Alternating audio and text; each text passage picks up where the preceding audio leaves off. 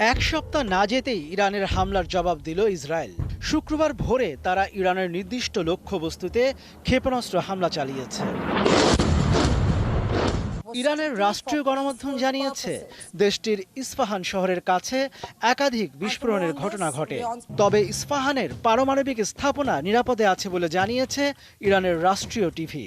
একই সঙ্গে সেখানে 3টি ড্রোন ধ্বংস করার কথাও জানানো হয়েছে। ইরানের সরকারি বার্তা সংস্থা IRNA জানিয়েছে, বেশ কয়েকটি শহরে ইরান তার আকাশ প্রতিরক্ষা ব্যবস্থা সক্রিয় করেছে। এদিকে ইসরায়েলের ক্ষেপণাস্ত্র হামলার পর ইস্পাহান, সিরাজ এবং তেহরান শহরের উপর দিয়ে ফ্লাইট চলাচল স্থগিত করা হয়। তবে পরে সেই নিষেধাজ্ঞা তুলে নেয় ইরান। ইরানের সরকারি বার্তা সংস্থা IRNA জানিয়েছে, ইরানের পাশাপাশি সিরিয়ায় সামরিক স্থাপনা লক্ষ্য করে একের পর এক বিস্ফোরণ হয়েছে।